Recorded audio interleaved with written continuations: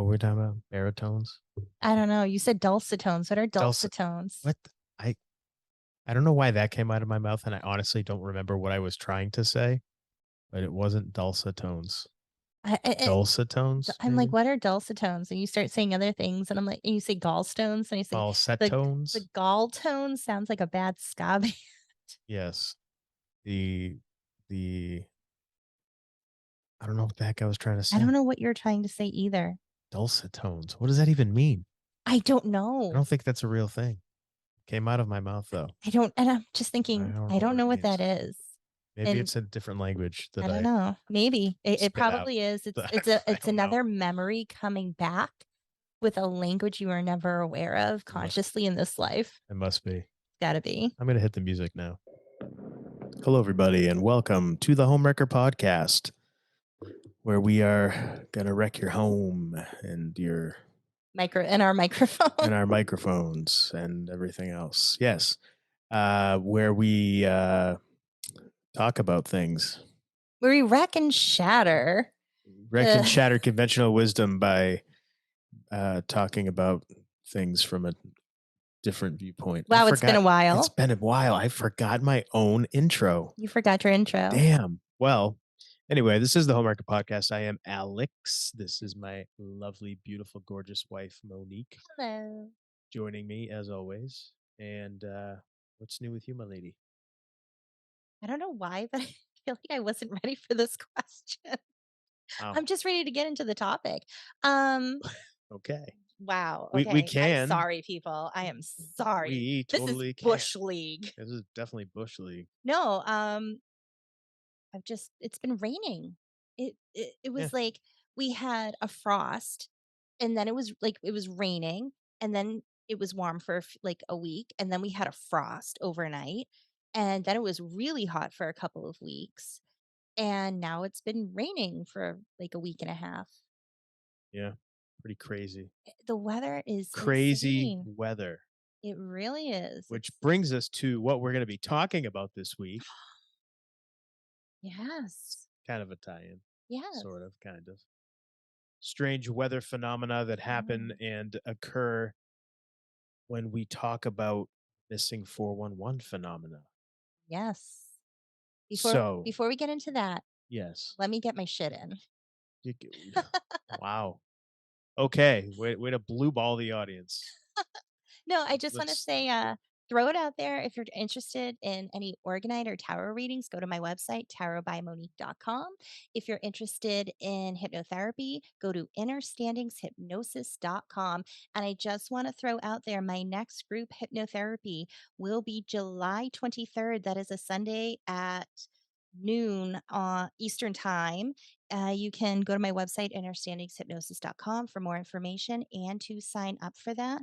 I also have a dragon connection coming up in August and some inner child, some inner child coming up as well in September, I believe. So just go to my website, understandingshypnosis.com, to find out more information, please. And thank you. that's Bush. I know. So So Bush. bush. So Amateur hour over Bush. here. Okay, then. So, as I was saying, we're going to be talking about the missing 411. Again, Hmm. we've spoken several times, and what we've done in the past is we've talked about either the books and taken a book from the many volumes that are now out by researcher David Paulides, and we've talked about cases from the books and also uh, the Mm. two films, the first two films that were released about the books and cases from the books. And this week, we're going to talk about the latest of the missing 411 films, the UFO connection. Yeah. Okay, so just based off of that right there, uh, I maybe have we should some just thoughts. we both have some thoughts. I have notes. Yeah, we I'm going to no, I'm not going to apologize, but I'm going to just give a little bit of a warning to everybody as okay, thank you so much for uh anyway, Sorry, being my knee, I was trying to move something. jeez. we're gonna upset some people with this one, I Yeah, think. I think we're gonna get some hate for this, Yes, but I don't and care I because we're just yes, sharing our perspective and point of view. There are a lot of things that I think were very misleading, we'll but we'll get get into all that. into it Yeah, we'll get because, into like, all that. I did my own. Oh, are you shocked? I did my own research. Yeah, you're not the type of people that, films like this are geared towards, I don't think. Well, okay, our listeners know. I like to do my own research. I don't just take one side and take that word and run with it. I like to do my own research, find out, get different bits of information. So we actually watched this film a couple times because and we were, like, rewinding and watching because we really wanted to pay attention because there were parts we felt like we were confused on, like, did they not include this bit of information or what exactly did they say? Right. So we did go over it a couple of times just to make sure we were getting everything right because the first time we watched it, I was kinda confused. I felt like there were parts of information that were missing or very unclear. Right, yeah, I felt the same thing the first, upon the first viewing of the movie, uh, and, again, we'll get into the Yep. whole entire thing, but yeah, just to if this upsets you that we're questioning anything or calling out potential motives, hey, it's again, like Monique said, it's our opinion, and, too bad if you don't like the truth. I mean, that's what we always say on the show. We're We're sharing always gonna share the truth as we see it, and that's what we expect from people, and that's what we will in turn provide. and you don't have to agree with us, and that's Yeah, totally okay. And with absolutely. that said, if there is something that we misunderstood, misconstrued that was in this documentary and is incorrect with what we say, please tell us because, this is how we have conversations and how we learn from each other, Yeah, and let us know because I think it's important because I mean, there were times where I'm like, let's rewind this and we listened to it like 5 times over just to make sure we got what was being said. yeah, yeah. I'll be honest with you, it was getting a little annoying after a while. I'm sorry. It's okay. No, it's fine. But that's how we went back. We're not just, you know, watching something once and getting bits and pieces and not, we went back, we watched several times. There's detailed note taking that was done. Like we tried to make sure before we said anything. Mhm. But anyway, we'll just get right into it. And again, I have nothing but respect for the work that Politis has done and Absolutely. all the research that he's Mhm. collected. So we'll get into this now, and we'll give our thoughts along the way. So this is David Paulides' third documentary film that he's put out, and I just want to say spoiler alert. If you haven't watched this, we're going through it like soup to nuts. So be aware, like if you haven't seen it and you don't want us like spoiling anything for you, watch it and then come back to listen, please.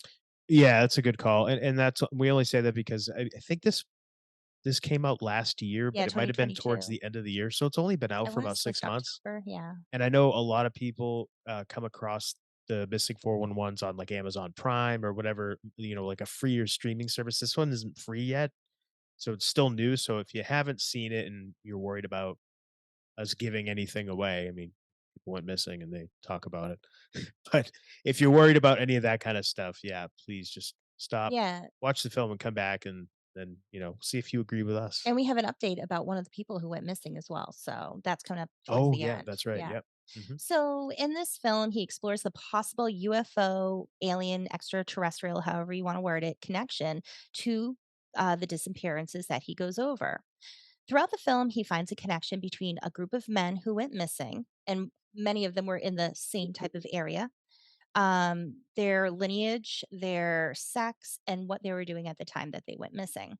And he brings up the profile points. We always go over these when we talk about missing 411. So does Politis.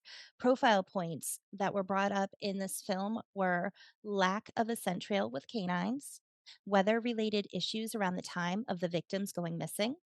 The victims were found in an area previously searched. Victim goes missing in an area near water and or boulders. And I just want to note in regards to the canine searches, canines will lose a scent after heavy rains or if it's rains followed by snow. However, if a person goes missing and travels through the snow, the scent will hold well for the dogs until it begins to melt. and I got that information from my dad, who's a retired canine officer, and he used his dogs for tracking, one of his dogs for tracking, and so, he knows a lot about that, and I just wanted to check because I was curious. I was getting some theories rolling in my brain, and I wanted to throw it out at him, like, "Hey, could this happen if somebody wanted to do this?" And I was able to kind of kibosh a few theories that I had with his information. So, thanks, Dad.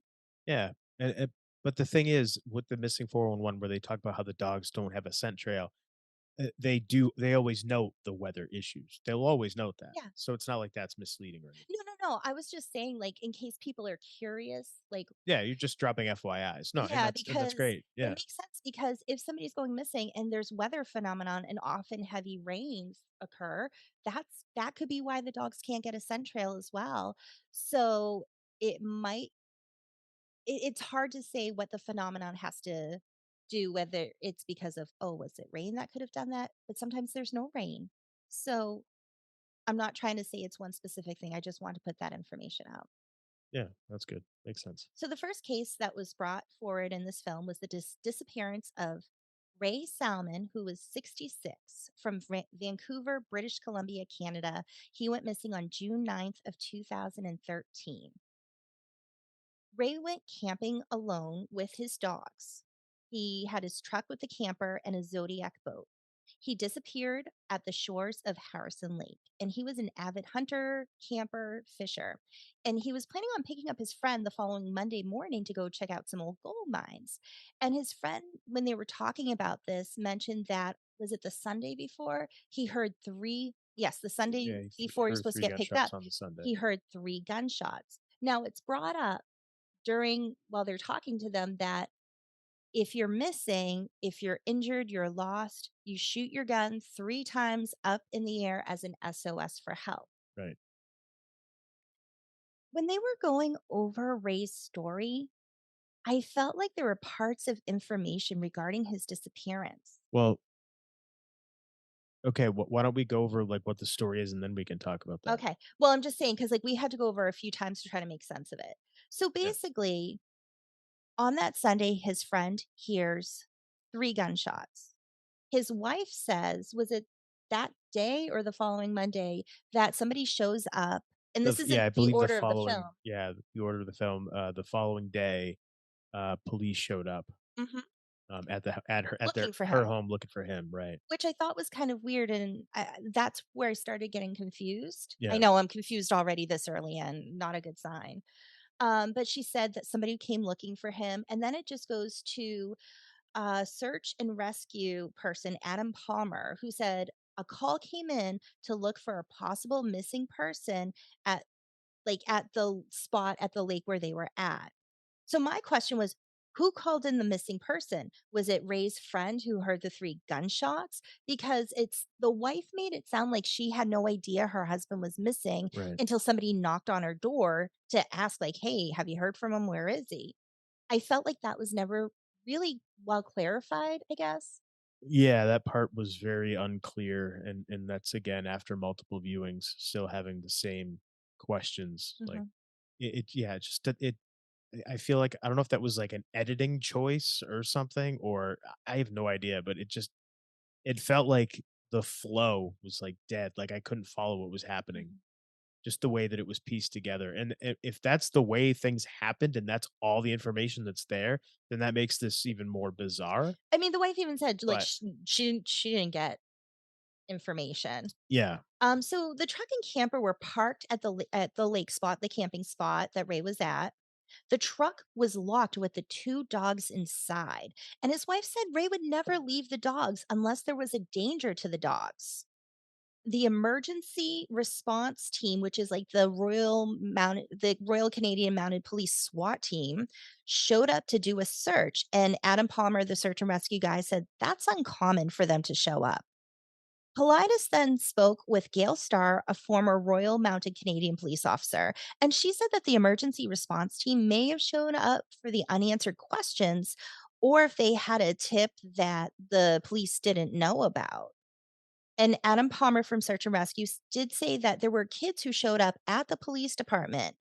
and he calls it a detachment because that took us a few times, like, "A Yeah, what's detachment? an What's that?" attachment? We I figured had to look it yeah, up. yeah. It's basically, A what they police call a department. police department Yeah. in Canada.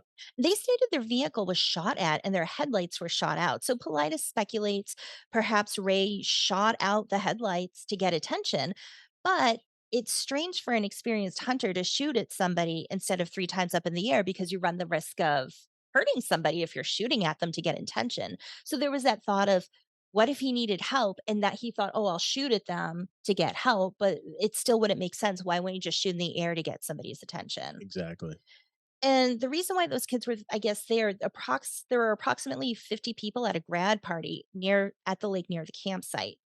And search and rescue Adam Palmer said that search and rescue was told to get the remains of what the grad party people left behind at the scene, which seemed odd to him and Paulides, especially since the special weapons team, the emergency response team was called in. Yeah, and by remains, let's clarify, meaning, like, what remained of the party, like Yeah. trash and things like Trash. that. Yeah. Yes. When you say remains, it makes it sound like a dead body I remains, and apologize, of course, that's they're looking not for what I was trying to get to. anyway. Now, this is what I'm thinking. One could argue that this emergency response team showed up because the kids who arrived at the station said they were shot at and they felt there was a larger threat in the area. But then how did they know Ray was out there? And why would somebody from the police go to his home looking for him? Uh, And I guess I question, did they get to the scene, find his truck and camper, and then visit the wife looking for him? That timeline's not very clear. Okay, if they went to the wife's house the following morning, the timeline's totally clear. They got there that night responding to the gunshots. So they saw his camper and his truck there.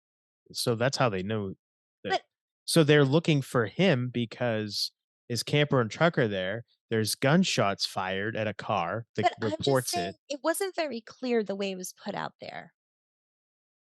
Okay. Uh, I don't know how much more. I mean, that's obviously what happened. maybe it was the editing. But search and rescue Adam Palmer said they found Ray's clothes, um, and they recovered his folded clothes under a log and his rifle 400 yards from the campsite on the shore. And they did this. They spotted it from the air.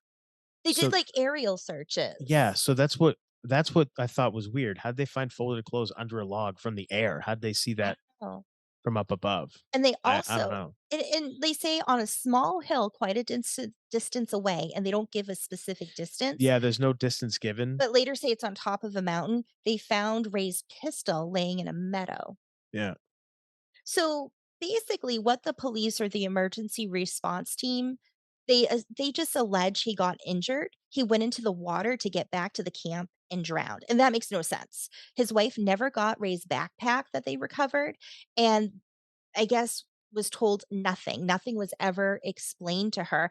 And I will point out that the no, sorry, not search and Did she get the rescue. firearms back? Was that ever I don't know. mentioned? I don't remember her saying she did. Okay. I don't recall that either. It was also brought up that the emergency response team called an area unsearchable. And Adam Palmer from Search and Rescue was like, no area is unsearchable. And then in the documentary, he's like, yeah, there's even a tag here, like where they were, saying like, oh, this was the unsearchable area. And I thought this was weird. Um, before we get into the next part of the story. So we're No, watching. I have to correct you Yeah. though, for anybody that watches the film. The where he saw the tag that was from that area or whatever, Yeah. that was not the unsearchable area. That was the area where he thought that the body was found, Oh, or okay. the clothing was found. He Okay. was saying Cause, that may have been the area right here, okay. but he did say this may have been the area, Okay. Cause but again, that wasn't the unsearchable mhm. area. And Just to cl I want to share, I'm watching this and I'm thinking, could his friend have killed him?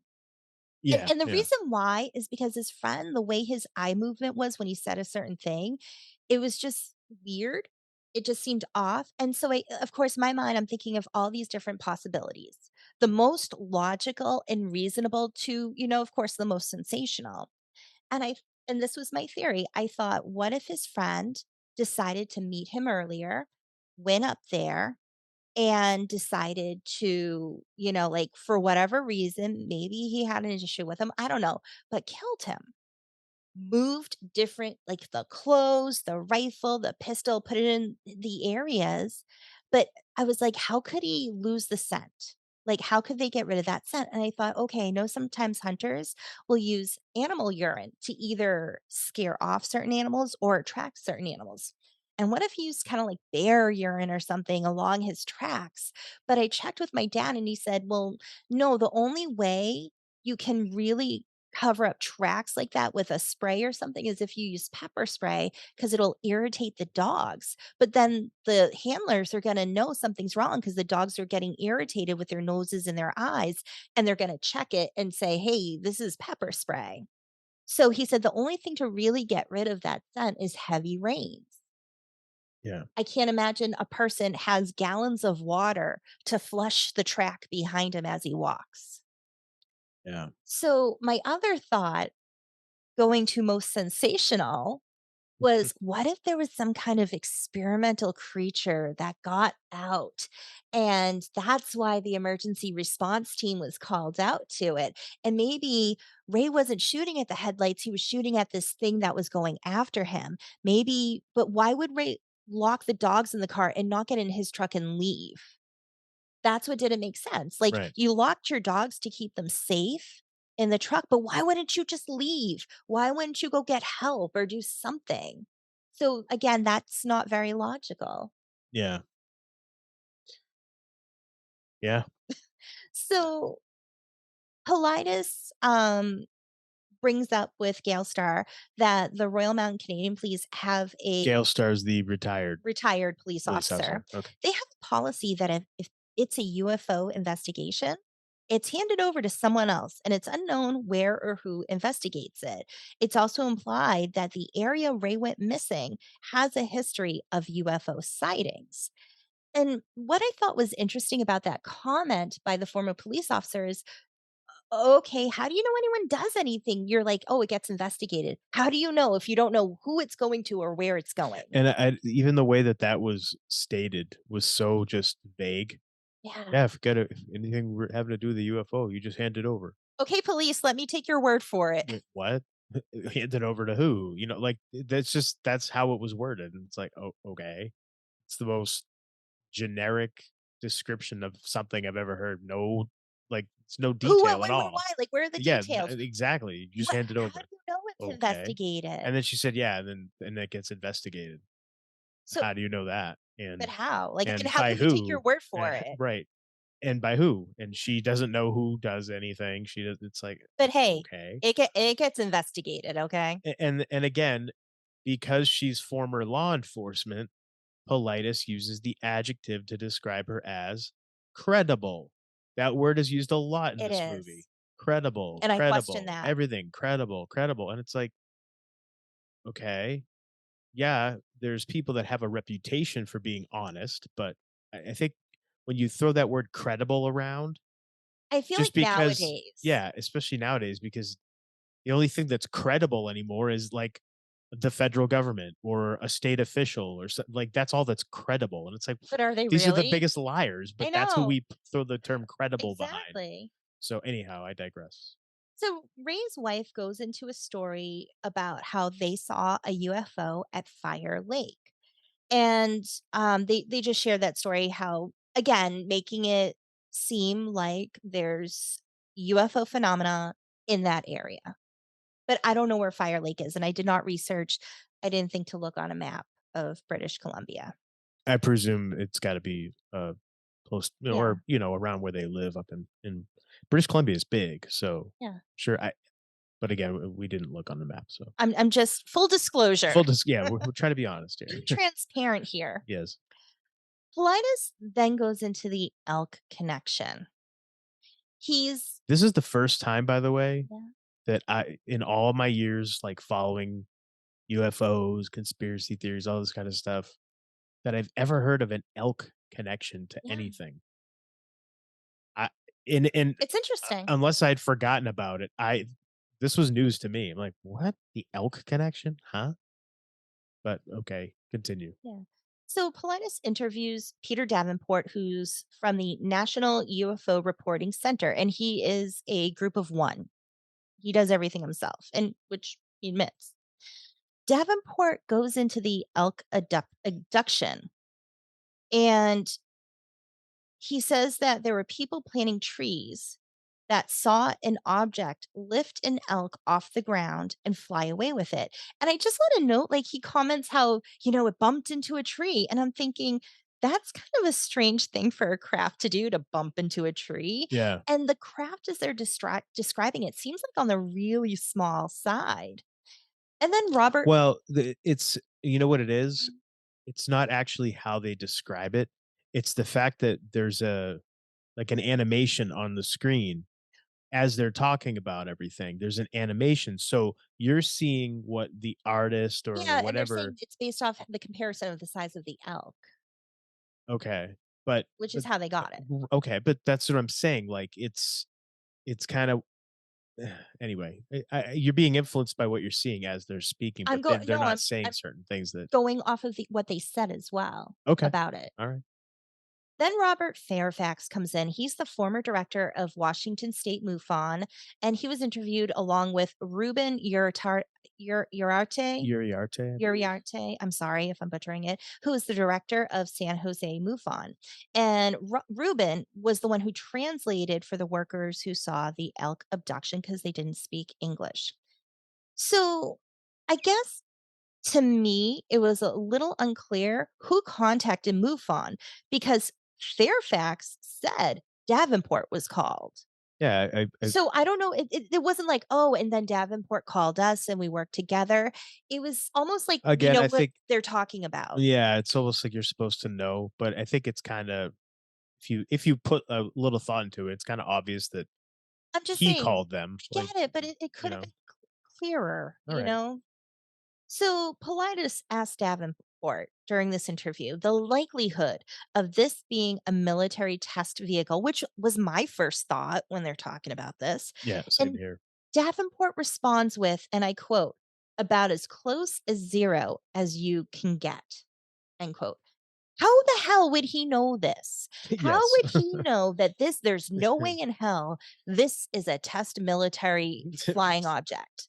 That Please yeah, like, help me out. that's when I was like, "Okay, what am I watching here?" Because and again, I mean, you can't really it's not Paulides' fault that the guy said No. this. I mean, if you believe that this isn't a scripted thing and it's a documentary, eh, but it's like, why would you even include that in this? I wouldn't have included that It's line very because it's so misleading. exactly. It's like, how would this guy know?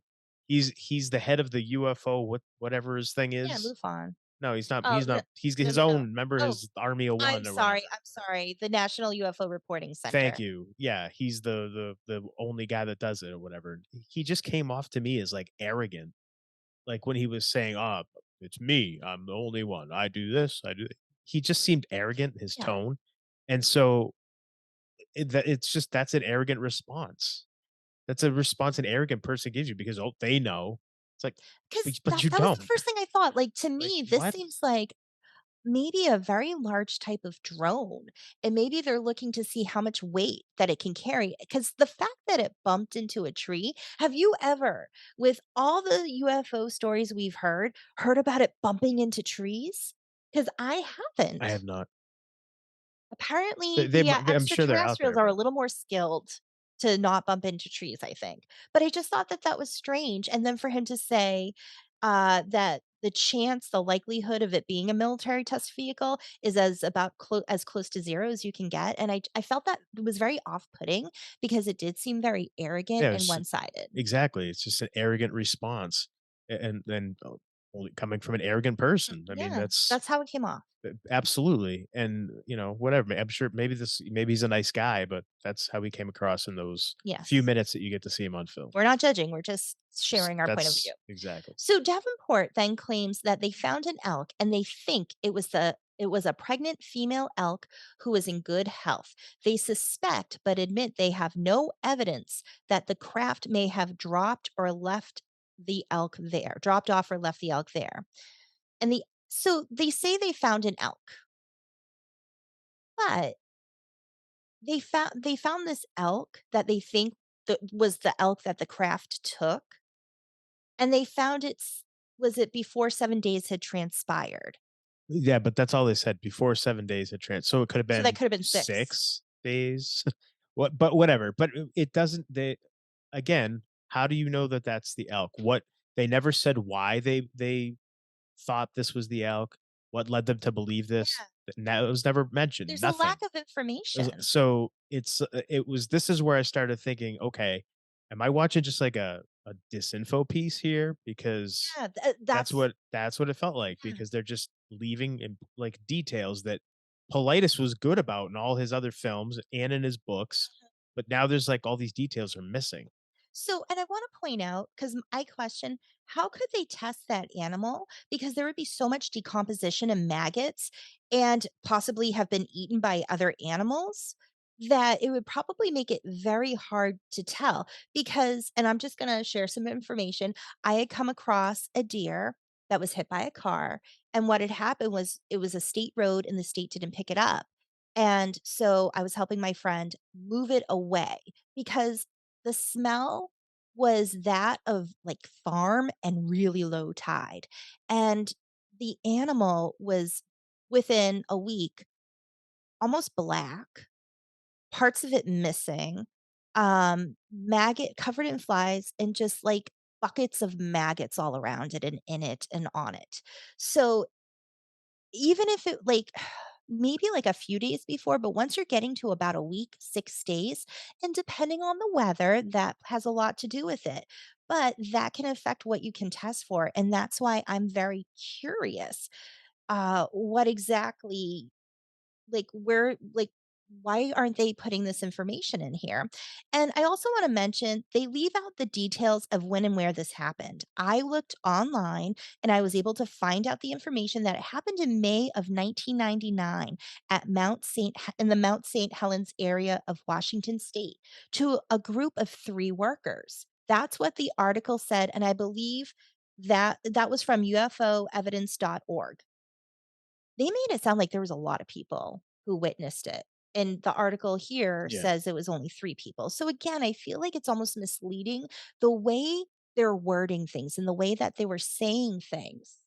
Yeah, the language used was very yeah, misleading, very misleading. Mhm.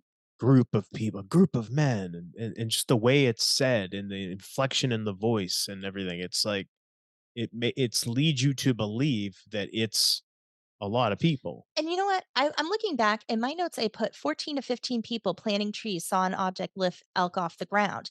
Why would I put 14 to 15? I don't want to quote it because I could be wrong. Maybe I typoed it or something, but it did make it sound like there are a lot of people. When you were doing the research and you Mhm, looked up the article mhm. and you saw the actual number, you before you told me, you asked me how many people were in that? How many men were there? And I said, I think it was 4 or 5 because I swear that I heard 4 or 5. I Okay. could have sworn, but maybe I didn't. So we're not going to quote that, but that's what That was and the feeling. there was also an animation on the screen Yes. as well. And for some reason, I'd have to go back and still frame and like on the scene, but I couldn't tell. I'm thinking about it now. In my mind, I see like a lot of people, like you said, 10 or Right. 15 people like in the field and like screaming and running. But I could be misremembering that too. So that's why I don't Possibly. want to quote it. But from And in we my watched mind, this a couple times, so yeah. But in my mind, I'm seeing a lot of people. So anyway, yeah. Robert Fairfax, after this interview, then calls Paulides, wanting to bring up chronic wasting disease in elk. And he stated that they, and I presume he means the elk, had chronic wasting disease in the area. And I just want to say, even that was a little misleading because he made it sound like the elk that they found had chronic wasting disease. So we listened to it like 5 times over. yeah, And I think it's more of just the elk in the area had chronic wasting disease. right. Politis goes on more to explain, to examine, goes on to talk more about the chronic wasting disease and states that the majority of the population of elk, infected elk, are in the Wyoming and Colorado area, and it seems to be something that's out of control. Yeah, that's yeah, so it makes it sound like, "Oh, wow." But it's very, sensationalistic, I guess, is probably the word to And use I'm gonna go through because this. Yeah, I'm gonna break this down for people because again, I had to look it up for myself. yeah, So they're talking about the elk disappearances. And it's also mentioned that Wyoming and other surrounding states, many of the cervid species, elk, deer, caribou, and moose, have what's called zombie deer disease, aka chronic wasting disease, also CWD, which is thought to be caused by infectious, misfolded proteins called prions, which is similar to mad cow disease. And it causes these animals to develop lesions on their brain, have chronic weight loss, aggravation, and ultimately death because there's no known cure. And although an animal can be infected for up to 18 months, chronic wasting disease won't show any symptoms until the last 4 to 8 weeks of their life. which is However, crazy. I know. However, an animal, while they have it, they shed these prions during the entire incubation period through feces, urine, and saliva. And this shedding places these prions into the environment where they can survive for as long as 16 years in the soil and in plants and infect other animals through grazing. And these factors are what make controlling chronic wasting disease extremely difficult. And it is spread across North America and beyond since its discovery in Colorado in 1967. And I want to note on this that while there are many of these clusters that were found in the Midwest with chronic wasting disease, there have also been cases of white-tailed deer in New Hampshire with chronic wasting disease. I've even seen notifications about it, like, "Be careful when you're hunting, get it tested. If you see an animal that looks really off, don't eat it. Don't shoot it. Don't eat it. It could have chronic wasting disease." Because even though they say there's no correlation between this and humans can't get it, they said the same thing about mad cow disease, and then hundreds of people died. So, again, when I first saw that thing with the chronic wasting disease for the deer in New Hampshire, my first thought is the government trying to control us so we won't eat venison? Like, that's where my mind goes. I'm just being honest. And you know what? That's a good thing. That is a good thing. Yep. And, I also wanna note when this documentary came out in 2022, because Paulides said Wyoming and Colorado, biggest issue, and I wanted to look up chronic wasting disease, like, what's the biggest issue with elk in Wyoming? It's actually overpopulation as of now, like 2023. And from what I read, there are reports claiming that there are so many elk, the state's looking at changing their tagging program, and farmers are complaining about losing hundreds of tons of hay to the elk because the elk population is so high and there's not enough food for them and they're starving. And so now, granted, this happened back in what, 1999. Correct. So before I found out that information, I'm thinking, how is it that if chronic wasting disease is so rampant, then how is there such a strong overpopulation of elk? And what does chronic wasting disease have to do with the missing hunters, other than the fact it affects the elk, which is what was being hunted at the time of the disappearance? Now, with that, one could argue, as it's kind of to me implied in this film, that extraterrestrials are kind of watching the elk, maybe trying to track and monitor what's going on with chronic wasting disease. And you could even go further and say perhaps they've been helping try to cure these elk, which is why the population has increased so much. Because, if they're using this for food, they want to preserve their food source, hence the overabundance of elk now. But Mhm. that was just kind of like where my mind was going with all of this. Mhm. So that is the elk connection. Then, And again, the first time I've ever heard mhm, anything about elk and it's and interesting. Yeah. UFOs. So, And from yeah. there, Paulides goes into the Idaho Triangle and he brings up Chris Bales. Now, Chris Bales is a hunter who encountered a UFO. Chris was with his brother Mark, his friend Rob, and Rob's dad. They all went out camping. And after getting back to the camp, and I wanted to put this in quotes because I thought it was kind of funny. Rob's coming back because he had to take a whiz. Yes. I don't know why I thought Yeah, it was cute. yeah, he says, going out to take a whiz. Yeah. Just like, And it was funny all because the right. way he said it almost seemed awkward. Like, how am I going to say that? I'm taking a whiz. Like, good for you, man. Yeah. Like, And he's going back to the camp and he sees Chris on his knees. So Rob looks up and there's a UFO the size of a football field in a triangular shape. And they're saying it's about 80 feet plus or minus above them. It made no noise and looked seamless. So there's like no rivets or anything. Paulides goes on after hearing their story to bring up the disappearance of Dior Kuntz, who he talked about in the first Missing 411 film, and just goes on to talk about that. And then he brings up that Ray, Chris's friend, Ray's dad, knew a guy, Ray Jones, who disappeared 53 years ago while hunting on a trip with friends. And I guess when those guys who were friends with this Ray, not the first Ray we talked about, who went missing 53 years ago, his friends would go out hunting and they would always say, like, yeah, we're always kind of like looking out, hoping to find him. Those men eventually did find their friend. And he said, when you take the cases of Chris Bales, Dior Kuntz, and Ray, the one who went missing 53 years Ray ago, Jones. thank you. When you take those cases of where they went missing, it makes a triangle, like the shape Yeah, of a UFO when of you the yeah, UFO. when you put their locations on a map, when he was using for illustrative purposes, bullets. Yep. So he was using bullets on those points on the Can map. can I just say that, like, I'm watching this and they show it and he has, like, the magazine with the bullets in it, like with a map, and it's on the table, and I'm thinking, "Why is he got a magazine out, like, with the bullets in it?" Like, I got it after, "Okay, I see what you did here." But Yes. at first I'm just like, is that supposed to be there?" Yeah, interesting, set piece. Yep. But no, yeah, he was using it just to Yeah. kinda illustrate that. Hence the Idaho Triangle. Right.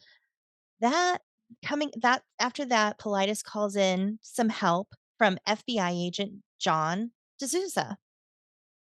And This freaking guy.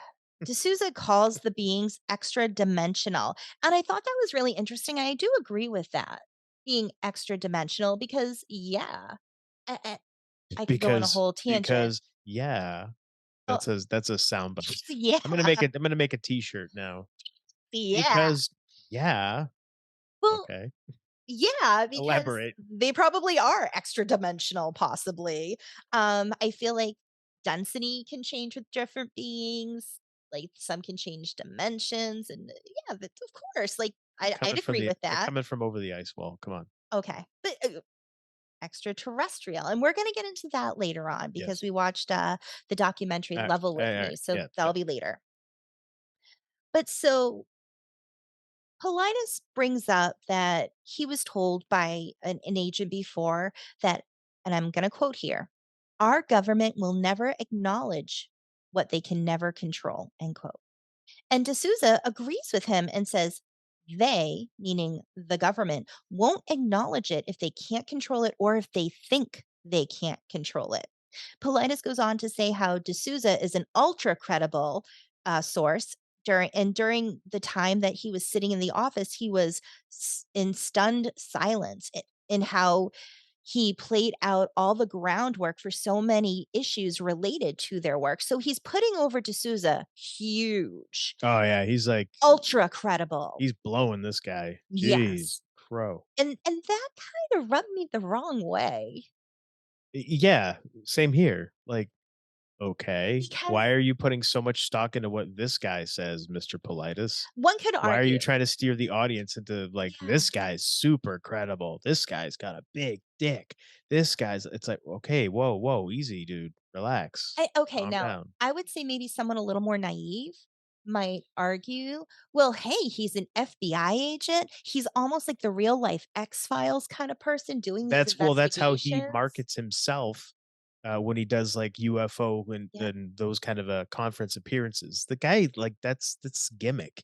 Yeah. Like, he's a It's all gimmick. a work. He's a gimmick. But to me, it just felt like you're not telling me other than the fact that he's gone to court to talk about things other than that. And again, people lie in court. They do Of it all the course they do. time. But that to me doesn't make someone ultra credible. Like, what specifically has he done? And I get it. There's only so much time in a documentary, but I don't know. I just, He's investigated things. Okay. so have we. So does anybody that types in a, you know, takes 5 minutes to do a Google search on Yeah. something. But that's, I mean, that, I guess, is what the term credible gets thrown at now, is just anybody who has done some research. They're super credible. They're credible. Ultra. What? Yeah. Ultra credible. Anywho. So yeah, that kinda I took some issue with. And then Paulides goes on to talk about Reinhard Kitchener, I don't know if I'm saying it right, I'm sorry, who disappeared in April of 2007 from Little Colorado River Gorge in Arizona. Reinhardt didn't make his meeting with his girlfriend, so the girlfriend called search and rescue after his hike. So Reinhardt went hiking, didn't come back, girlfriend called search and rescue. His car was left parked on Navajo property. They know he took his camera, a small backpack, and as Paulides says, and walked into oblivion. Yeah, I was like, okay. Okay. Some local ranchers said around the time Reinhardt was gone, they saw lights in the sky. And then there was like a news article saying like aliens abducted him. But it was weird because they showed the article, but what Paulides was saying, he didn't like come out and say exactly all that. So it was like you had to listen and read and I guess kind of take what you want Draw from your it. own conclusion, Yeah. I guess. But again, I feel like if you're a visual person, you're gonna bypass what he's saying So you can read it. so you can read it, and that's where your brain's gonna go. You're being directed to think that. Mhm. And if you're an auditory person and you're just listening more so, you're hearing what Politis is saying, you may be not thinking that as much. So it's very just like confusing Mm. and misleading, so many levels. Then Paulides gets into Carl Higdon. Now, Carl was 40 years old at the time. He's from Rawlins, Wyoming, and he went missing on October 25th, 1974 in Medicine Bow National Forest. Now, Carl went missing and he was found, and Paulides interviewed him. Yeah, this was kinda cool because he goes missing, is found, and, like, remembers Yeah, everything. he's able because that, like, never happens with Yeah, missing 401. There have been cases where somebody's found, they don't remember what happened, or they can't talk about it. It's always like, "But what happened?" You wanna know, you yeah. want those answers, and here's somebody who remembered. So, Carl had gone into an area he hadn't been to before, and he said it was back to the north at the edge of the forest, and this is Medicine Bow National Forest in Wyoming. He said he saw 5 elk not moving. Carl went to shoot an elk. His gun went off, but the bullet came out the end of the barrel and seemed to hit some invisible force field, and it just dropped to the ground. Carl turns and sees a craft that's a cube shape. It's like a transparent piece of glass that looked empty, so you could see through it. And he said it was approximately 7 feet by 5 feet. He says that this guy showed up asking him if he was hungry. And Carl says, yeah. So the guy throws him a package of pills. Well, Car- he doesn't he it floated. It like floated it. He floated it to him is what he Yeah. said. He floated it to me. And then, of course, they have, like, an animation to Yeah. accompany just so you can get a visual, but it's like, What? Like, does he literally mean, like, it floated like the animation was showing? But that's the word he used. He floated it Yeah. to me. And so he says he took one. I'd be kind of hesitant to be like, because like apparently, because I had looked up, there wasn't. I think there was just editing, and if you actually look up the story of Carl, there's more information. But Carl takes the pill, which I probably wouldn't have. I'd be like, fuck no, I'm not taking this. Right. But Carl takes the pill, and then he says that um the next thing he knows, he's in the cube. And the cube, it's like a TARDIS. It looks small from the outside. You go on the inside and it's bigger. And the elk were inside as well. Quick sidebar. Yeah, Do you think that the whole reason behind the Say No to Drugs campaign of the '80s was to raise a generation of kids that would say no to pills that were floated to them by by extraterrestrials. extraterrestrials? Anything is possible. All right. Just say no. So the extraterrestrial says his name is Also, and he comes down every so often to get elk, deer, and fish to take back. Also wore a black suit because, as he told Carl, the sun burns them. Carl described Also as having straw like hair, one hand missing, and a cone for the other hand. He said that they had lifted off in this cube, and Carl could look down and see the ball that he assumed was Earth, and that he was taken to another planet. And while they were there, he overhears another extraterrestrial saying, "We don't need him." And Osso's like, "Yeah, we don't need you." So Carl's like, are you gonna bring me back The home?" the the best part about this too, Yeah. and I mentioned it to you already, also, the drawing that they show, he Yeah. looks like Butthead. He does look like Like, from Butthead. Beavis and Butthead, he looks Yeah, like Butthead. yeah, yeah. Anyway. So, Carl was dropped off, and again, the way the term "dropped off" makes it sound like they just plopped him down, Yeah, like, just yeah. free fall. Yeah. Um, Could you not imagine? no I know, that would suck. Oh, Not man. noted in the documentary, but on my research and other articles, Carl's car was actually found in a ditch that was far from where he had parked it.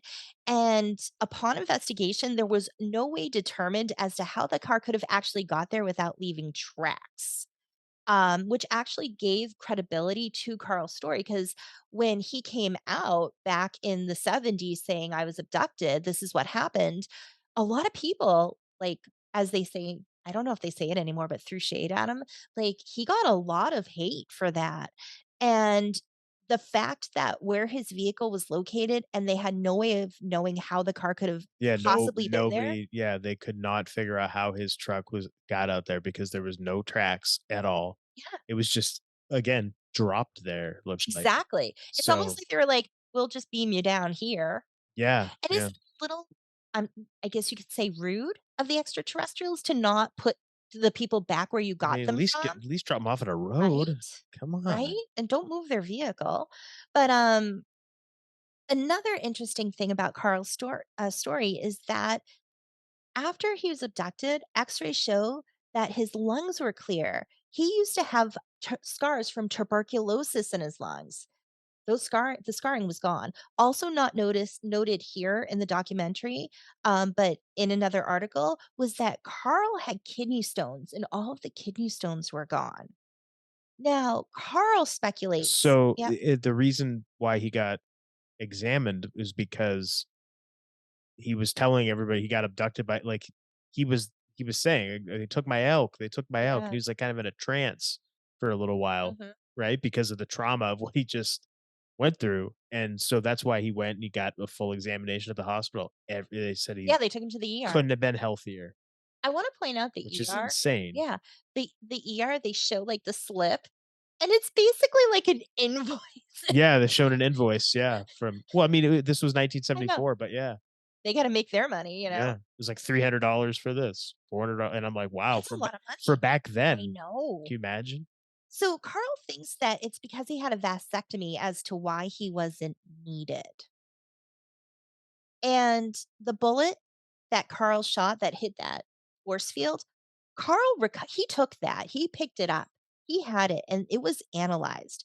And it did show that it had hit something very hard.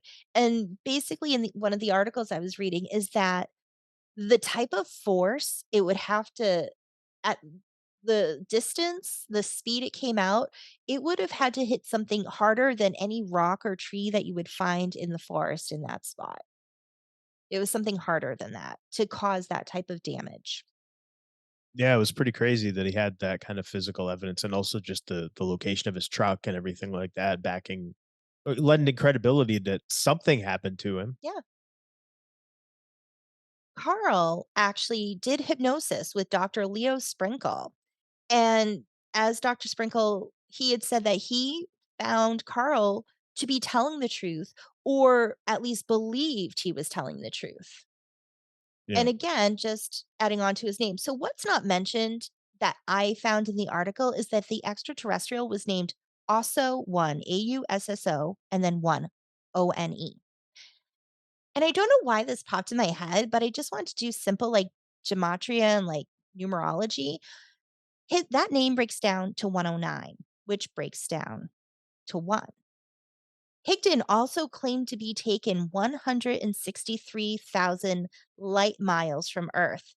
163 added together, break it down to the single number is 1. And I just thought that was interesting because I was like, also one, like the name is one. And I was like, I'm curious. I'm not speculating it means anything. I'm just sharing what popped up in my mind. And so after Paulides talks about Carl, he moves on to Mark Stripmater, who was 44 when he went missing on October 19th, 2019. And Mark had gone out to hunt elk at the Medicine Bow National Forest in Wyoming. Mark was last seen at 5:45 a.m. that morning in a store in Saratoga, Wyoming. And again, that wasn't in the documentary. That was from my own research. Because again, I felt like there were bits of information. Like he never said how old Mark was. And that's one of the things like I feel like was missing out some of these stories. Yeah, And he a usually lot of does that. details were missing, and I'm like, "What? Why He are?" u Pilates is usually really good saying the Yeah, age of everybody, the date, and the location, and I felt like so again, I had to do my own research. Like, when they were talking about Ray, they never said how old he was. I had to look that up and find that out on my own. So, Mark had left his truck on the side of the road. It was Forest Road, Route 108. He left his keys in the truck, took a light day pack, and his firearm. His binoculars and some other items were found 600 yards from his truck. In the days after he went missing, the weather became unseasonably cold, with temps dropping below 0 degrees, with rain followed by heavy snow. And I had mentioned whenever you have rain followed by snow, that makes it really hard for dogs to pick up the scent. Search and rescue searched for him for 7 days. They went back in the spring with canines, but never had a scent hit. They also flew drones in the canyons, and had air support, so they really looked for this guy. And again, Paulides never really mentioned the weather specifically. Mark's girlfriend, who Paulides interviewed, said, like, when she went looking for him, there was snow, and she had to get the snow off the yeah. She said truck. there had to been about a foot to 15 inches of snow. Yeah. Mark's girlfriend said that Mark had claimed to previously see a UFO in the area when he was hunting. And he said that it looked like a black hovering thing and it seemed like it was following him before it had disappeared. Yeah, very strange Yeah. story there. And basically, it was like Mark was never found. I'm doing my own research on this, trying to get more information because I felt it was really lacking in this documentary. And I come across an article from fieldandstream.com. It claims that Mark's remains were found on October 16th, 2022, 3 days shy of 3 years to the day he went missing. If you take numerology, it's just interesting. It's like the numerology of the date he was found comes to 33, and he was found 3 days before the 3-year anniversary. Again, numbers, what does it mean? I don't know, but I just find it interesting. According to the Carbon County Sheriff's report, hunters had found Mark's firearm. They alerted the authorities, who, after searching, found personal belongings and partial remains. A second search on October 20th uncovered additional belongings and remains. Confirmation of the remains being strip matter were confirmed on October 26th of 2022. The remains were found in a densely wooded area approximately 325 yards from a prior search area. As of November 2022, Both the Carbon County Sheriff's Office and the Carbon County Coroner's Office had no evidence suggesting that there was any foul play indicated. It's believed he got lost or injured and then caught in the bad weather. And it's just like, it's really sad. It's like, I'm happy they found his remains. Mm, So at least there's closure. right. And it's just so sad because these are people who have gone missing. And every time we've talked about missing 411, we want to find out. It's like there's that urge to try to find out what happened, maybe to find out to give peace to the families of the missing, but also to try to prevent it from happening in the future. And we've said this before, like every time we do an episode on missing 411, it's like every time you get a theory or an idea and you're like, okay, I think I've got it, like other information comes out. And Exactly. I literally feel like we're always grasping at straws trying to figure it out. And I feel, and this is my personal perspective, but I feel almost like the way Paulides did this film was as if he was trying to say this is the real reason. And he's never come out and said this is my theory, this is what I think. He just lays the fact out and we really respected him for that. And it seems like in here in this movie, it's almost like without actually saying it, he gives me the feeling he's trying to say this is what I believe it is. And again, this so yeah, I don't know. Is it I question the motives of the movie. I really do. I question the motives of it because is it uh disinformation? Is it was it made to try to lead people to think a certain thing, to feel a certain way Mhm, about a certain thing? Is that what this is? Is it Politis cashing in because UFOs are all the rage in the media and everything as they're ramping up, getting us ready for the alien invasion that's gonna be fake? yeah. Is it that? Like, what is it? That went through my mind, like, is this the, like, What we're is getting you this? ready to think, like, "Oh, the aliens are The coming?" aliens are coming and they've been here all along and they've been doing this Becau and because Paulides goes on to talk about Higdon and Stripminer, that they were around the same age at the time they went missing, they were both hunting elk, they're of German descent, and their abduction took place around the same time of year, so what is it and about other hunters fitting that profile did go missing except for one he talked about who was, like, 80 yeah, when he went missing. yeah.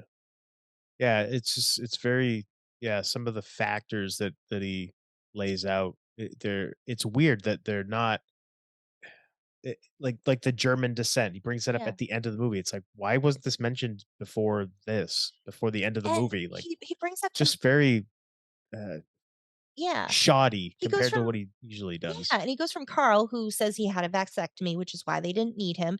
And again, basically, they're implying what Carl believes is if he didn't have a vasectomy, he would have never come back. Right. And then he asks Mark Strict, I have a hard time Sti with it, sti Strittmater's girlfriend. Stripmater's girlfriend, Did he have a did he have a vasectomy? vasectomy? She said no. No. So almost like Trying to say it's j because he didn't. because he That's didn't why have a vasectomy, that's why he's gone. It's like, okay. But then, of course, well, they found his they find his remains. remains. But in Paulides' defense, he didn't Yes. know that at the time of making I the movie know, because it hadn't and happened yet. one could argue, well, if they test them, they could be bringing them back after and just dropping their remains. Like, Yeah. one of the things that popped in my mind when we were watching this is, like, the dropping, right? The Yes. dropping the way they make it sound like the craft dropped the elk from a height or, like, some kinda distance. The way Carl was dropped off, and I started thinking about the missing 411 cases where people were found in trees. Yeah. Yeah, And I that's started right. thinking, because I'm watching this the first time, and that's what popped in my head thinking, are people in trees because they're literally being dropped off? I don't know. It's a thought that went in my head. Now, the last thing I want to mention about this is, Alex, you and I had watched the Level With Me documentary. Yes. And this documentary, it discusses, and who does that? I forget the guy's name right now. I forgot to write it down. Sean Hibbler, I believe. Yeah, Hibbler. Hibbler? Yeah, Hibbler Productions. They went on in this documentary, he's talking about, like, flat Earth and what's beyond the Earth, there's more out there. He discusses the astronauts who allegedly died in the Challenger shuttle explosion. Now, I heard about this a while ago, where people had found these astronauts who allegedly died, and most of them have the same names, or they're conveniently the person's twin. And this guy went out and found these people, like, face to face, which I thought was awesome. Yeah, badass. Yeah. And so, I don't know, the reaction of those people too, I just wanna say, they're all, like, kinda like, "Nope, nope, don't talk to me." If I looked just like somebody who died in a space shuttle explosion, and I was the same age, and I had the same name, like, I would find that pretty interesting, and I'd be like, "Holy shit, that's crazy." Like, "Wow, yeah, I'll be on your documentary." Like, I'm not the person. But it just seems suspicious when people are like, "Oh, no, leave me alone." It's ridiculous. Not that's what's not suspicious about it. It's the fact that they look exactly like the person, obviously aged. Yeah, They hold very similar jobs and backgrounds as what the astronauts, quote unquote, yeah. astronauts did. Like there's so many similarities. And it's like you said, conveniently a twin. How many twins were on this Challenger And the mission? best Like part everyone is had a twin? Like, one of come on, one of the give me astronauts, a break. the uncle after the explosion has, like, a family picture. There's no twin brother There's in the no twin family brother in picture. the family photo. Like, come on. Exactly. Yeah. So, the point I'm trying to get to this with this documentary, though, is how they're talking about the ice wall, the You're firmament, talking and about level with me level now. with me, Okay. yes. How there's more land around us, not above us, not in outer space. So extraterrestrial would, to me, be the appropriate term. But would these extraterrestrials be coming here to abduct people and test on them? Would they be coming here to take our elk, our deer, our fish for food? I don't know. It was just, I found it really interesting. Like, we watched that documentary and then we watched this one, and I wasn't even thinking about, "Oh, extraterrestrials, outer space versus upper space, and then this with UFOs, extraterrestrials taking people." The term has always been extraterrestrial. Mhm. And when you break down the term, it just means extra terrain, not from Terrain. this terrain. Exactly. So that's why I'm of the belief, and now it's more of a feeling that The mindset. mindset, whatever you want to call it. But what makes sense to me, and it really should to anybody if you actually break it down and think about it, because it's just logic. They've been telling us all along, extraterrestrial. Yeah. Every time they talk about the land, it's a plane. What's a plane? It's a flat surface. And yeah, I just feel like the way the maps change, 7,000 islands discovered off the coast of Japan. Like, wait, what? 7,000 You told islands? me about that. I'm I'm like, eh, "Huh? I'm like, yeah, this is a news Not article. 7, This is a mainstream not news piece. 70, not 700." 7,000 new islands discovered. Like, Are what? they like rocks that Like, just yeah, like, appeared? Like, huh? define island. So I think that uh actually this Hibbler who made this Level with Me documentary thinks that we're within the next 10 years we're going to find out that there's we're going to find a new continent and we're going to find all these new things and all this stuff and that they're slowly going to drip this stuff out. And I don't know if that's going to happen, but I feel like we have been told all along it's not aliens from above your head Yeah. coming from different galaxies Mhm. and fake outer space that was created by Walt Disney. That's not what it is. No. It's And we've coming had from a David different. Weiss on. Yes, David Weiss. We did a whole episode on Yeah, flat Earth. Go back and listen to it, uh, and come draw your own conclusions. please. But just think. That's all we ask people is just to think. Like they've been telling us all along. They've never called. And what is an alien? An alien is not. It's foreign. It's foreign. That's what an alien is. So they've been telling us all along. They know what these things are, what these beings are, what these creatures are. They're not from here, meaning they're not from the United States, from Canada, from Japan, Russia. They're not from the continents that we are familiar with because we're educated to just that. They're from beyond, Mhm. and we're just not allowed to go there. And what I find is so interesting that kind of struck me with this documentary is how, yeah, they've been telling us all along, so to speak, but it's the way that words are used. So you make it's misleading in a sense, but then you can't say that you're lying because of the way you used your words. And that was the feeling I got watching this documentary was some of the people speaking. Which documentary? I'm sorry, You're jumping with back and forth. You gotta yes, Missing clarify that. 411, the UFO connection.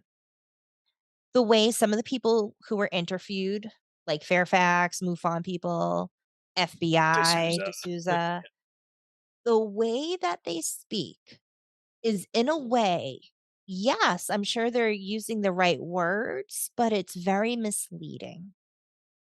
And I feel like that's what happens to us. We're lied to. And it's so cleverly done by being open and truthful, but in a misleading way. So people misconstrue what has been said. So they take their own conclusion from it and then they let them run with it without correcting them, which is brilliant. It's absolutely brilliant, but it's also wrong. Agreed. S- Absolutely agreed. So, closing thoughts, Alex.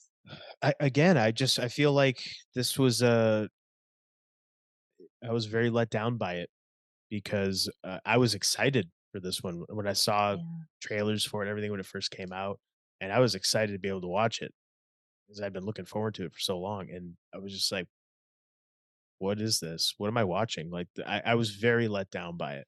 This is the first time I've ever watched a David Paulides film. It's only the 3rd one, but even with his books, where I ever felt confused, where I ever felt like there was a lack of information. Yeah, and again, was there a lack of information because that information wasn't available? No. No, I found it. yeah, you found it with a couple of quick searches. Yeah, It's not that. So why was information let out?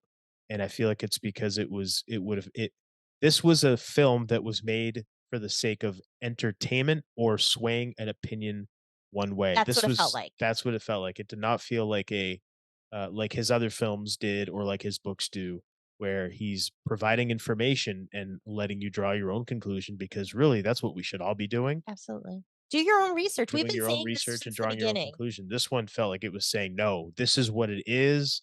Here you I'm not go. coming out saying this I'm is what not it is, but saying it, this is but what it this is. is what it Yeah, is." that's what it felt like. And everyone I'm going to interview is going to tell you this is what it is without telling you this is what it is. And Yeah. that it was very just kind of uh, blatantly in your face. And I was just disappointed by it. And again, you were talking about the 33s and everything. Mhm. He laid out, we talked about the bullets laying out the Yes. triangles. And I mentioned to you, the conspiracy theorist to me comes out. He did two triangles, so But two one had threes 4. again. One had four. Yeah, because then he did the fort, the military base. So he did another so Alex had brought up he did the map twice with the bullets. You Yeah. had the Idaho triangle, which is 3 bullets he used, and then he did another with 3, 1, 2, 3. But then he put a 4th down. We was talking about the aquifer and the well before he brought that up. And we didn't go over every single case he talked about, just the big main ones. He put 4 down. So that's why I didn't necessarily Was it mention it. was it four like a diamond? No, it was a triangle, and then from the tip of the triangle where that bullet was, Oh, okay, okay. almost, like, directly across the way on the map, then the 4th one there. Like a Almost low like a like, straight across, like, you have 1, okay. 2, 3. Nobody can see what I'm doing, but then, like, where that one is across. Okay, interesting. I thought they were two triangles. Okay, so I Yeah. apologize. Never mind. Forget that point I was going to Well, make. that's why I didn't bring it up. Okay. That's okay. Thanks for Hey, telling me. transparency, Thank- honesty. Well, Thanks I for telling took me it in out of my advance. notes. I Damn it. forgot. Been a long week. It's all good. So yeah, no, that's my thoughts on it. I don't know. I was just let down, very let down, and yeah, I say check out Level Me, Level with Level me. with Me. Excuse me. The Level me. Level That Me. sounds like a whole other Yeah, kind of hold on a movie. minute. Whoa. Yeah, Yeah, I say check that out. that was good. And any of the Hibbler productions, and he's Yes. got a podcast and everything too. He's somebody I'd love to talk to. But yeah, I'd say check that out over the missing 411, the UFO connection, because it's to me, it's just propaganda. That's what it felt like. It felt like propaganda. That's how it came off to us. And again, we're people where we're not just gonna take someone's word for it, we're gonna look it up ourselves, we're gonna find information, and honestly, like and we've done this with previous episodes where there's a missing 411 case and it's like, "Oh, this was somewhat not like, somewhat recent," and we've looked up, and there was one with a woman who went missing, it was kind of strange, and we found out that, oh, there was, like, all these other things that came up about it that doesn't really make it necessarily missing 411, but a serial killer case. And I think sometimes and I'm not saying this is what is going on with Paulides, but I think sometimes when you're so deep in it and you're seeing all the threads that connect, sometimes you miss other things, or it's just when he did it at the time, that information hadn't been released yet, and he was going based off of what he knew. But we have the advantage of going over it a year or many years after it's come out to say, "Hey, let's look stuff up. What's happened since then?" And that happened with the Mark Strip Matter case where they did find him, and it's what's so weird is, like, it's sad, but I keep, like, reminding myself, "No, it's a good thing that they found him because at least the family gets some kind of closure." Yeah, yeah, you tell the girlfriend that was interviewed, obviously very distraught, and she had A a granddaughter granddaughter who was who very close yeah, with, it's so freaking Strip Matter. heartbreaking. Yeah. Um, it's like, of course, me who wants everything like puppies and rainbows and knee-socks and lollipops, like, nobody goes missing and everyone's happy, but I know that's not the world, and all we can really do at the end of the day is look out for each other and, try to find ways to look out for each other. We look at this as trying to figure out missing 411. If it is X, Y, or Z that's causing this, like, how do we not only protect ourselves, but, keep others safe? So Spread the word. do you think that it is, like, going back on previous, like, conspiracy theories and stuff, do you think that there is some type of agreement between our governments here and whatever their government is there, like their power structure? Do you think that there's some type of agreement that we have with them where they can just come over here and do whatever? Because it happens so often. We've been hearing stories of abductions and Mhm. cattle mutilations and things like that, and the fact that I think there's a lot of that such is either our own government or privatized corporations. but I mean, the fact that the government has all these files on the missing people, like the Mhm. Park Service, and nothing's ever done Yeah. about it. Do you think that there's some type of a agreement, perhaps? I honestly like, what pops in my mind with something like this, if there are extraterrestrials from this planet that the government's aware of, I feel like we're like the kids that eat glue in the classroom compared to the other ones, and I I kinda think, like, we're in no position to ultimately be making threats or anything.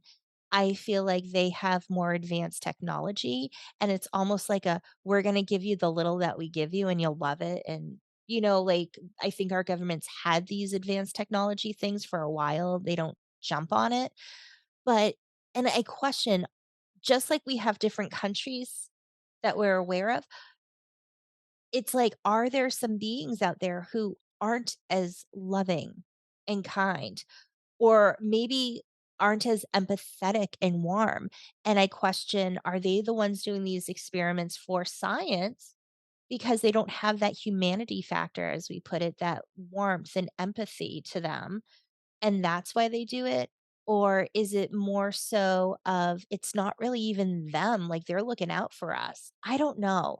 I'm just sharing the thoughts that go off in my mind. I really don't know. I can't give an answer to that. Do you think we're a prison planet that we're kept here and the ice wall that's around us and everything that keeps us in that they call Antarctica and the North Pole and everything? Do you think that we are kept here for a reason because maybe Like, uh we're the like Australia? where the like Australia is actually like the whole like what they say is our planet?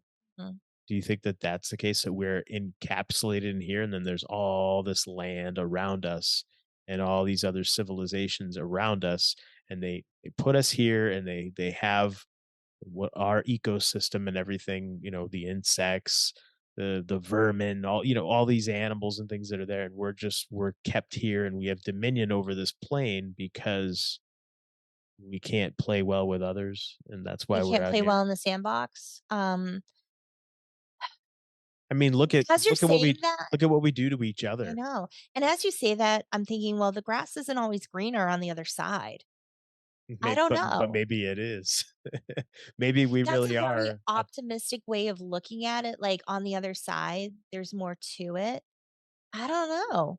I really, like, maybe that's why we're kept so in the dark about everything, because if we were told, "Yeah, you guys are the fucking outcasts. You guys are the what else is you new? guys are, whatever," like, maybe, like, any hope that we have is gone because we realize, "Oh, we're the shit We're the scum on of the this bottom of the realm." shoe of this Like, realm. we're the yeah, like, Um, so, yeah, here, you guys go here and kill each other and but you know what? manipulate each At other and the end of lie the to each day, other and all that yeah, stuff. like shit gets bad here, but there's still a lot of good. There's still a lot of amazing people.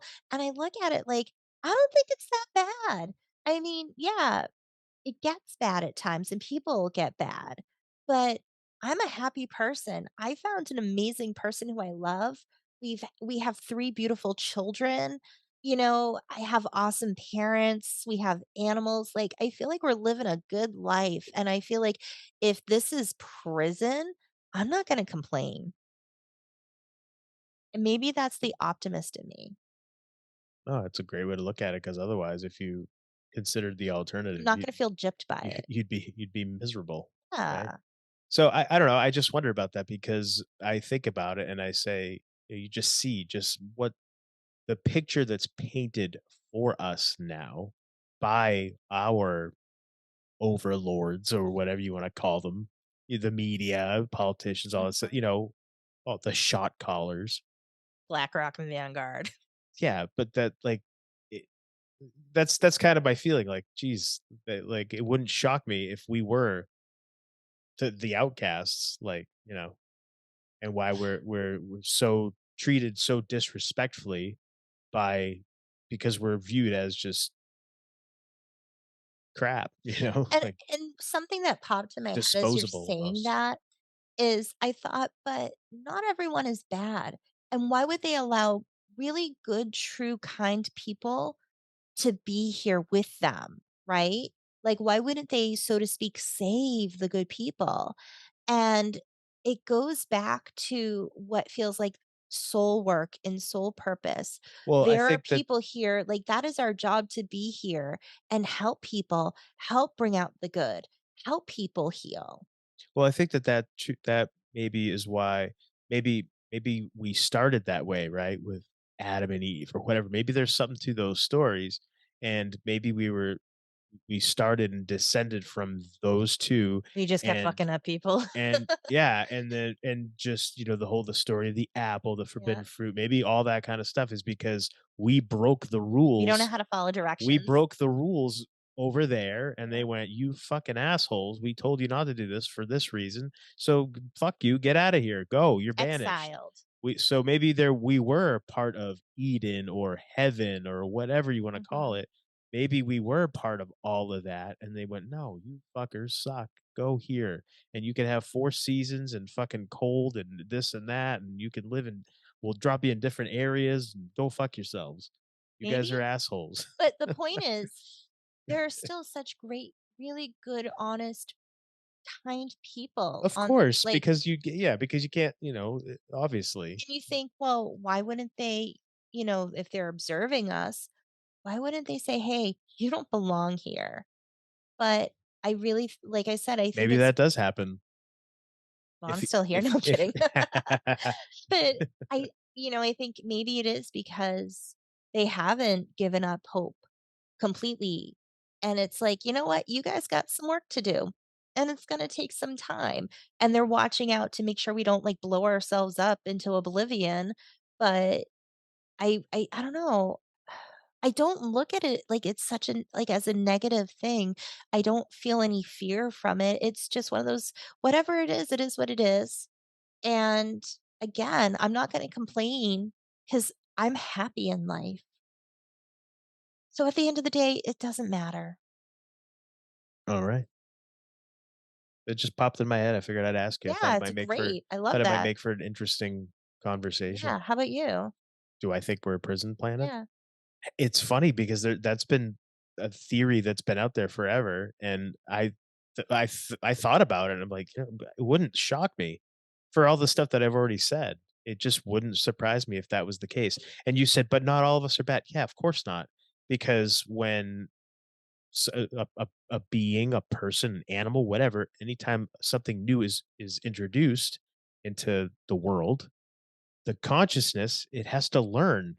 The body, the mind, the brain has to learn, and it learns by observing. So, of course, that's why I think humanity and humans have the dominion over this realm, because we are the most intelligent. So, yeah, of course, you're going to have those that maybe stray and become good and are actually for life and for kindness and decency and those type of things. I feel like that's But most people. I It's just feel we like get the so majority I programmed. feel the majority of people are inherently good as well. Mhm. I absolutely feel that. But like you said, we're programmed. But I think that maybe that's how we started over here, though, is we human nature. Because I mean, how even now, as positive as you try to be, your mind always goes to the most negative thing.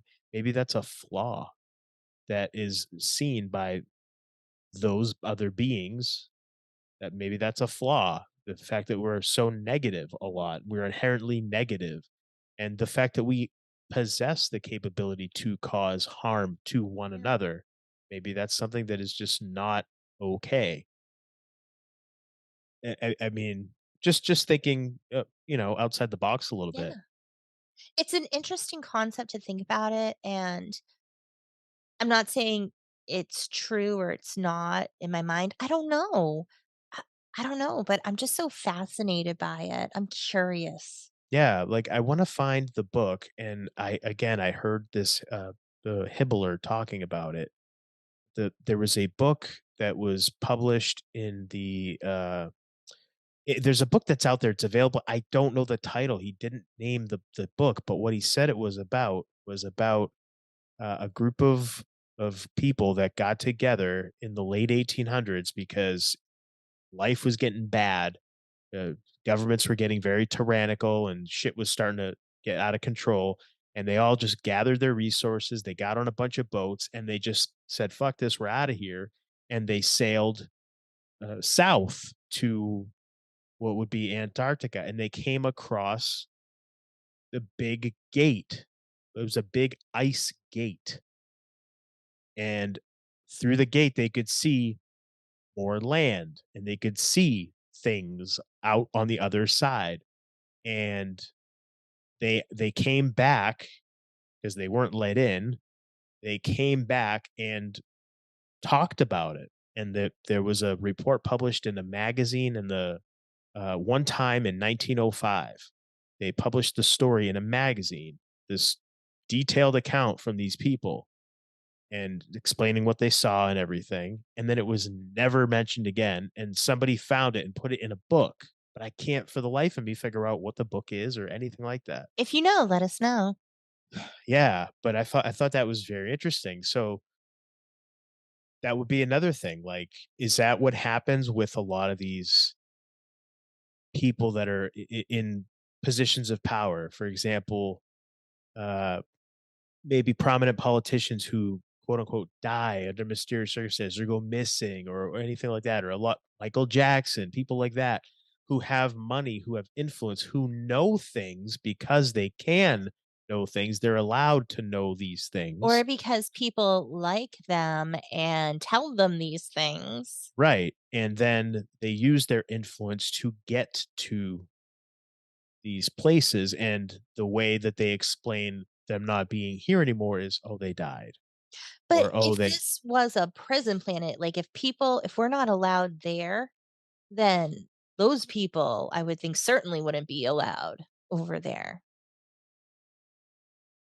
One could but argue. but again, they would be considered the elite of us. But they're really not, though. right? But You don't think they know that? think about it. Well, think about it. If your contact, now let's get crazy.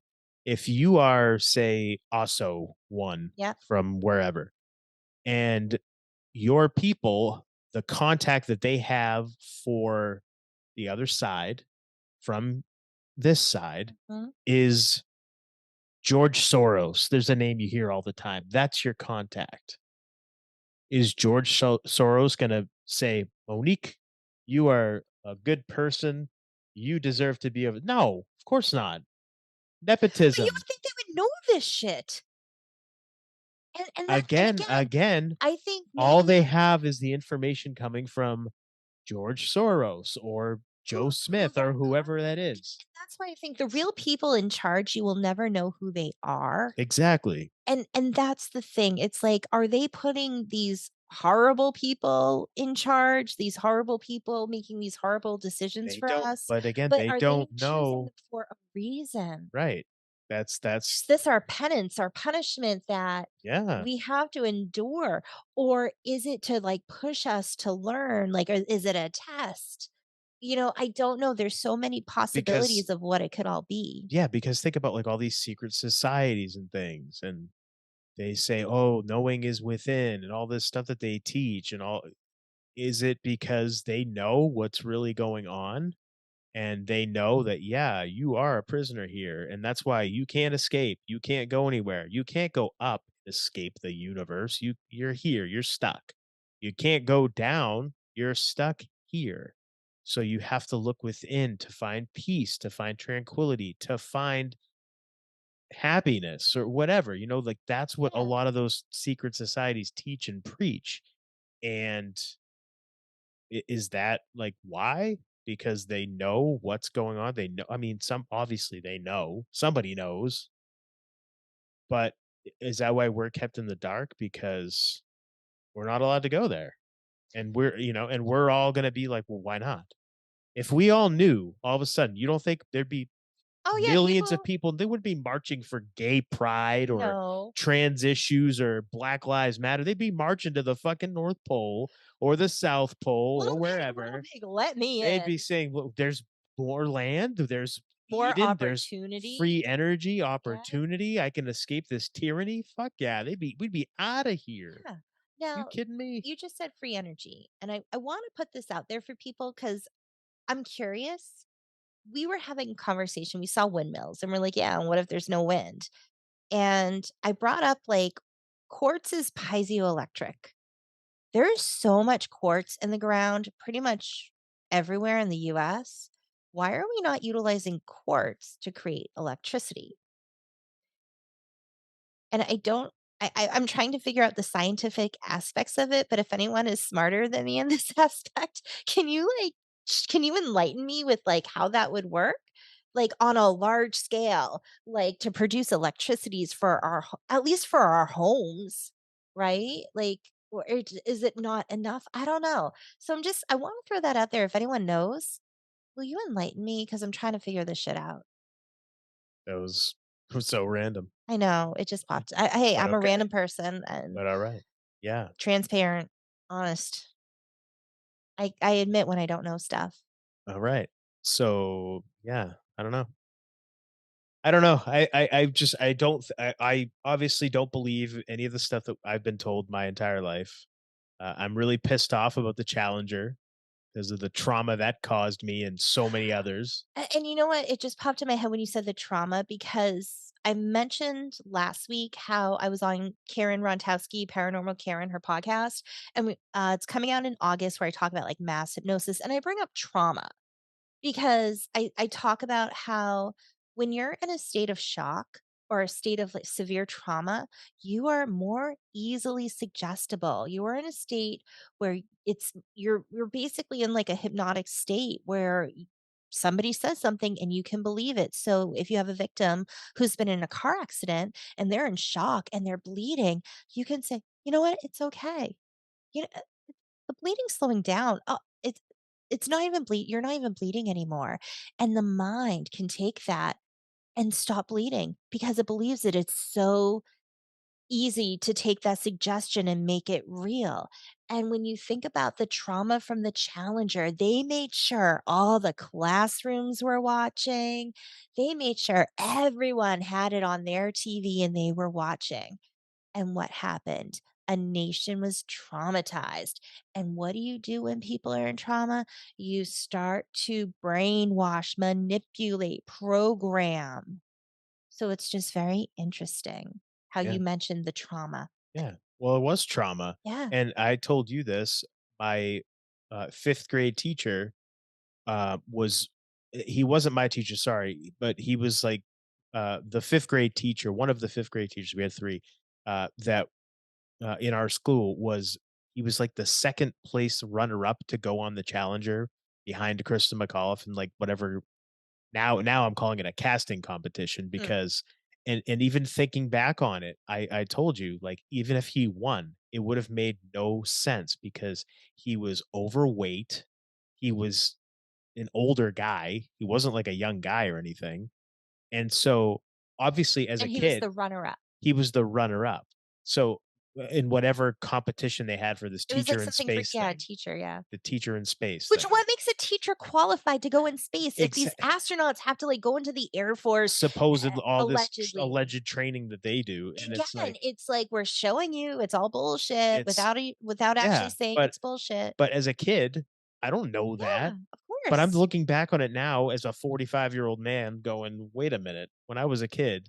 Now I'm thinking back going, this guy, I'm not gonna say his name, but this teacher, he was overweight, like, he was an overweight guy, and he was older, so how would he have and then I'm thinking, well, maybe that's why he didn't win. But then I'm like, no, it's because he doesn't fit what they're looking for.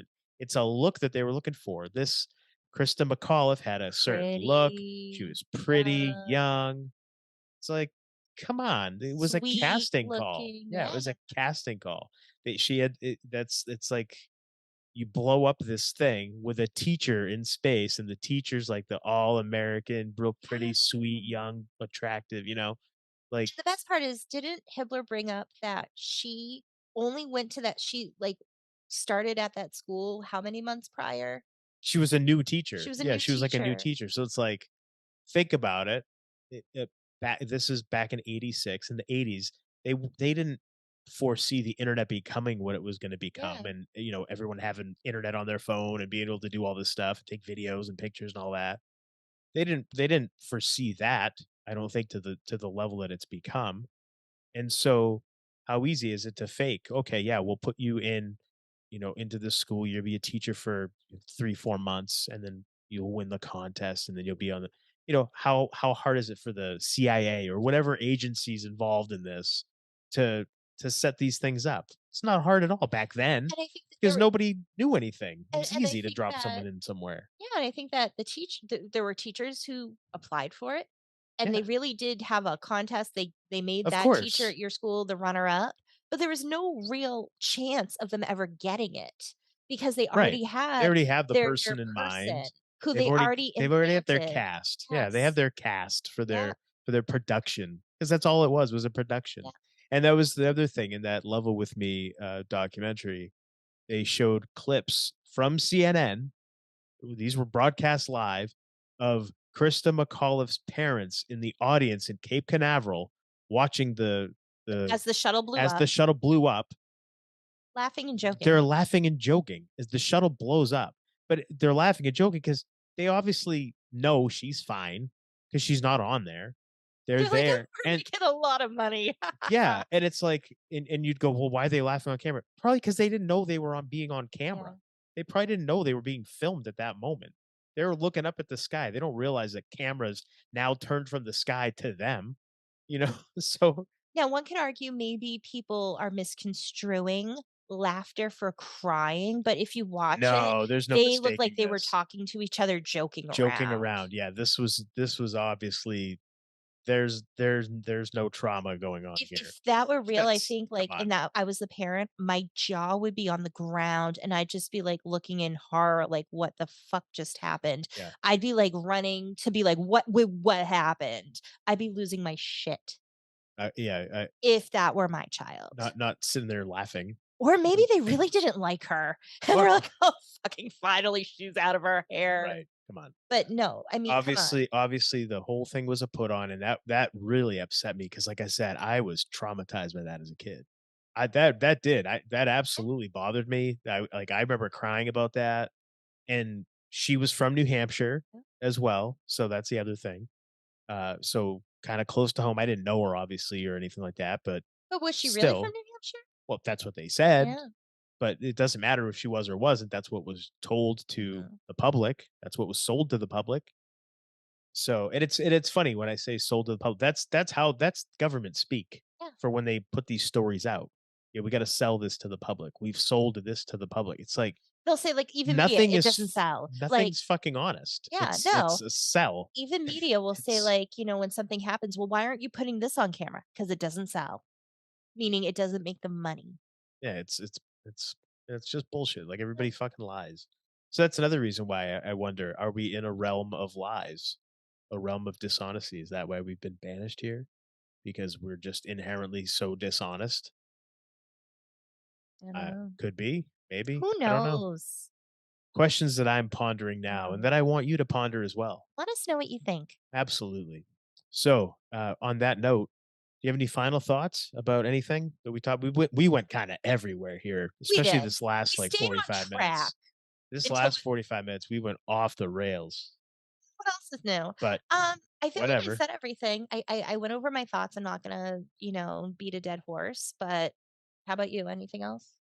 No, I'll just get crazier and we'll talk another 3 I hours. will. I So, wanna thank everyone if you stayed this far. Thank you absolutely. for listening along with us, and let us know if there was anything that we got wrong that, in the Missing 411 UFO connection film. Like I said, we watched it a couple times. We were rewatching and rewatching it because we kept rewinding it and, like, playing it over and over to make sure we were properly hearing what it sounded like we were hearing. Let us know though if we did get anything wrong, any information wrong, or if you have any insight as to why maybe something was done the way it was. Or, just share your thoughts. Like, did you watch it and have the same thoughts or concerns like we did? Or did you have a different perspective on it? Like, we want to know. Like, we're open. We want to hear what other people think because we think it's important to have these conversations. Absolutely, and that's the only way you get people thinking. You gotta talk to each other, you gotta talk to one another and bring up things that aren't normally talked about, Yeah. because if they're not talked about, no one's ever gonna know, and we're just gonna be sold lies constantly and consistently, and the cycle's never gonna end. So we should be talking about these things. Whether people think you're crazy or not, talk about it. Yeah. We're not going to think Have a like conversation. it's going to be hard for you to make us think you're crazy. Agreed. Agreed. We're very open-minded, but healthily skeptical as well. So, and I think that everybody should be that way. But anyway, on that note, until next time, I am the Golden Greek. Not anymore. I am The former, Alex. I'm yes. the former Golden This is Greek. this is Alex, and I've been joined as always by my beautiful, lovely, gorgeous, amazing wife, the lovely Monique. And you've been listening to the Homewrecker podcast.